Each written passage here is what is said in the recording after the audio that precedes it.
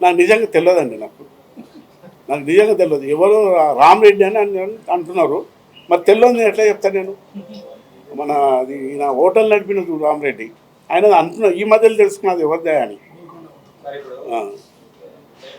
ఆయన అంటున్నారు. ఆయనది మాకు కరెక్ట్ కాదు.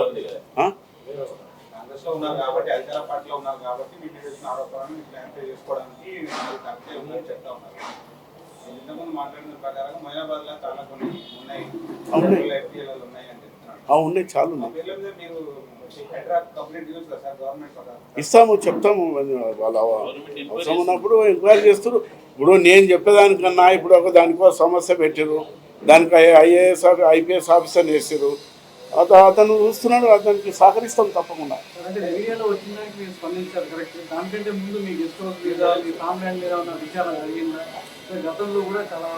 నేను ఇంతకుముందే నేను ఫస్టే చెప్పిన ఆ మాట నీకు. ఇంతకుముందే ఎవరో కాదు, విశ్వేశ్వరరెడ్డి గారు ఒకసారి అన్నారు.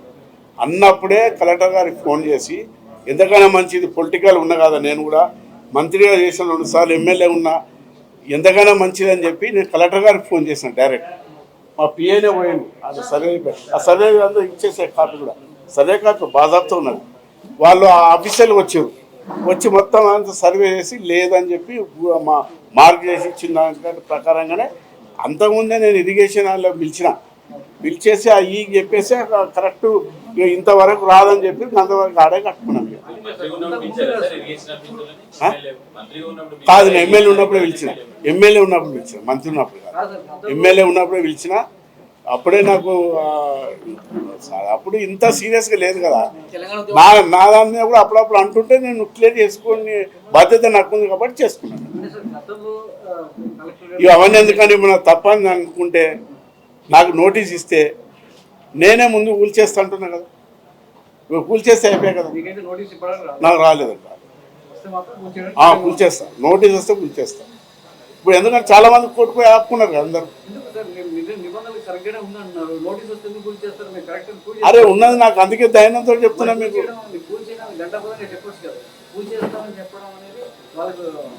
నువ్వే అంటున్నావు నోటీస్ వస్తే, నాకు నోటీస్ రాలేదు. నేను ఎందుకు చెప్తా అండి, నా వాళ్ళు ఇస్తే పిలుస్తాను నేను.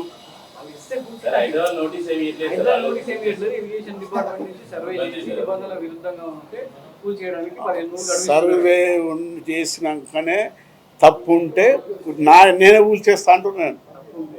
కూల్చి పడేస్తాను. ఎందుకు కూల్స్తామండి, ఎందుకు కూల్చారో నాకు అర్థం కాదు. మాది ల్యాండ్ ప్రాపర్టీ అంతా ఆడ వ్యవసాయం చేసుకుంటాం, మేము రైతులేమో, ఆడ మా ప్రాపర్టీ అది, మేము ఎందుకు కూల్స్తామండి? అది మేము తప్పని చేస్తే కూల్చేస్తాము, తప్పు లేనని కూర్తాం. నేనే ముందే కూల్చేసుకున్నా పోయి.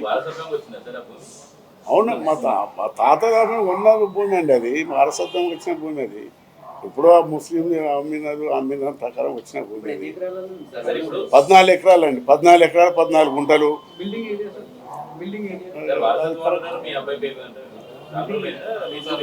20 ఏళ్ళ కింద ఉన్నాడు. మేము ఉన్నాక మా అబ్బాయి పేరు చేసుకున్నాము. ల్యాండ్ క్లియర్ ల్యాండ్, నాదే కాదు అది.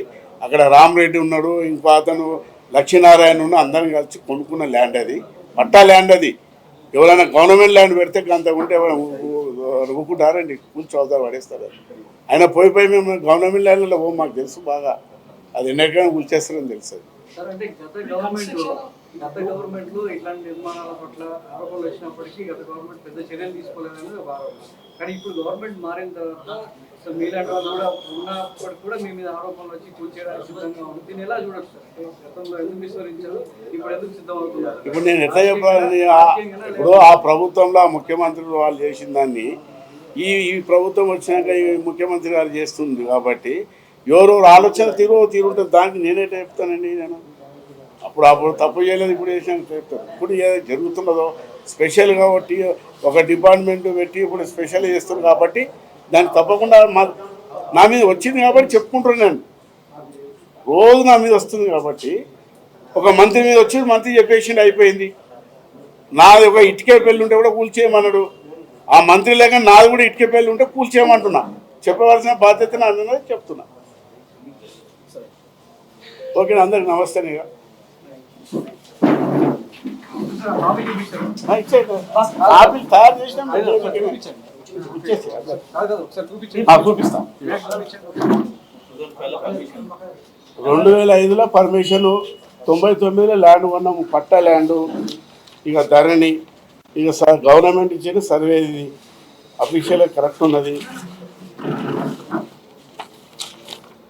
లేటెస్ట్ ధరణి, ఇప్పుడు ఈ ధరణిలో రెవెన్యూ మినిస్టర్ అందరూ లేటెస్ట్ ధరణి.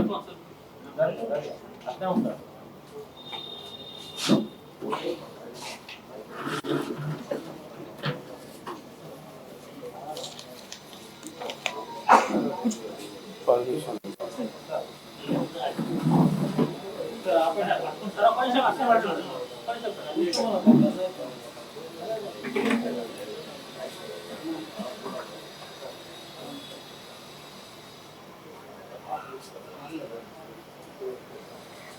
అసలైన తొలి వెలుగు.